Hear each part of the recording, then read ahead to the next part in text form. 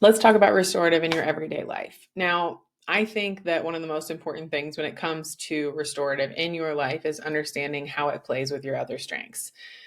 Of course, this is important with all strengths, obviously. We all want to understand how our top 10 work together and influence one another. But I say this for restorative because it can really dictate how and where you direct your energy.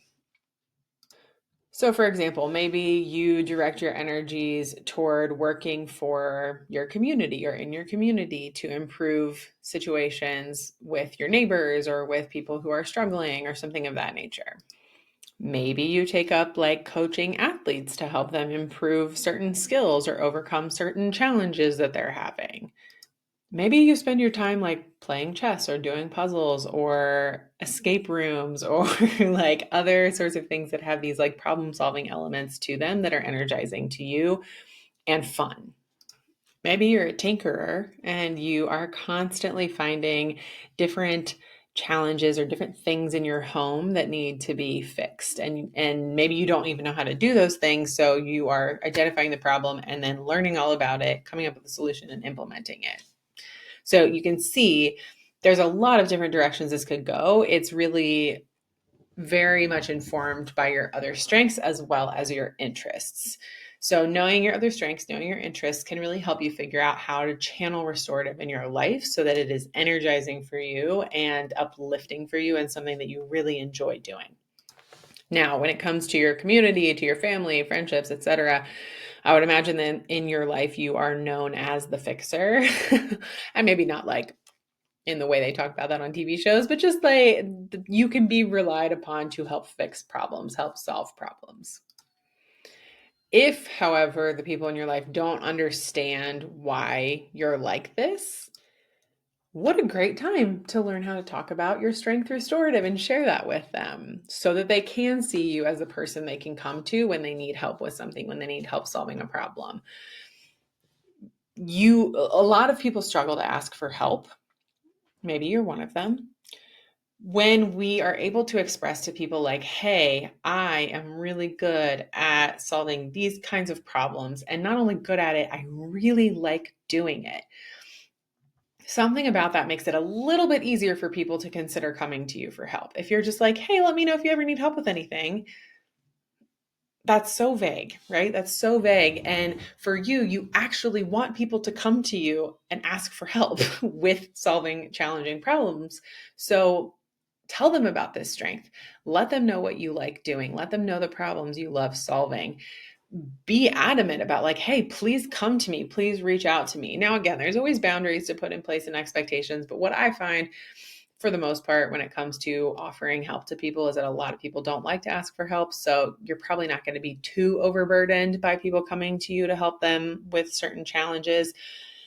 But the flip side of this is one of your blind spots is that you want to solve problems so badly that you may just, if someone mentions something to you, dive in and solve it for them. When at the end of the day, that's probably not what they were asking for, and that's probably not what they need. They need to learn how to solve their own problems, but you can figure out how to be a support person for them instead of just going in and solving their problems for them.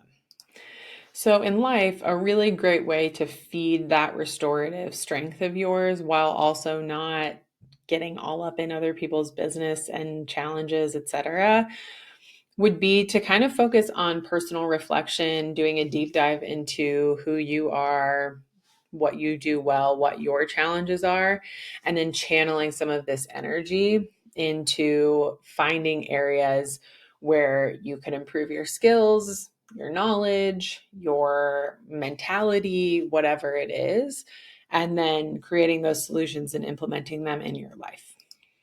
This one, though, is also a little bit of like a fine line between doing things for self-improvement, solving personal challenges, et cetera, and making sure that it is a productive pursuit and not one that's driven by perfection or being overly critical of yourself. So this is not a like beat yourself up and like try to completely change yourself all the time situation. It's just a viewing personal development as challenges that can be solved might be a good way of looking at that for you.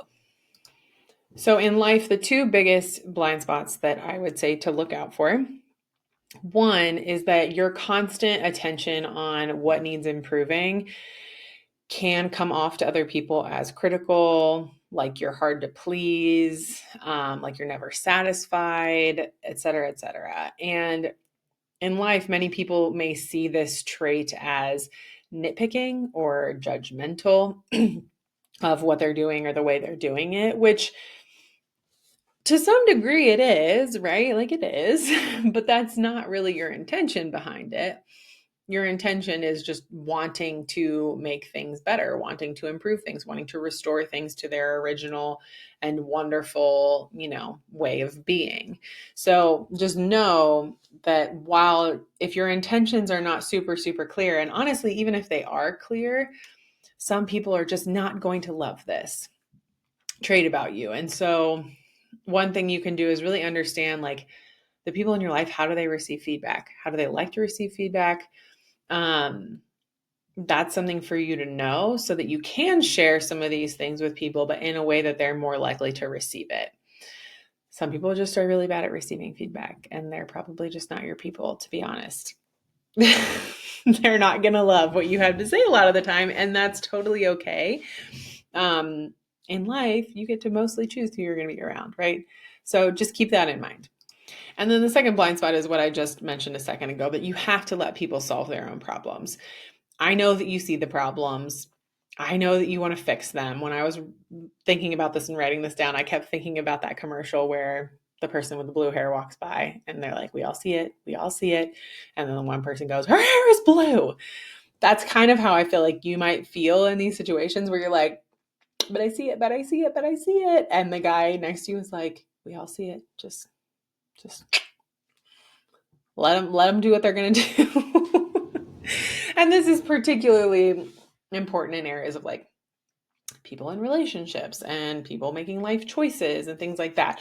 Maybe less important in like, hey, you installed this faucet wrong in your bathroom or whatever, and like you're going to flood your bathroom. Okay, like those are kind of different situations. Read the room, but know that at the end of the day, people really, really need to be able to solve their own problems, because if you come in and solve something for them, they're just going to do it again. And in an even worse scenario, they may not even see that as a problem. And then you come in and you're like, look at this problem that you have.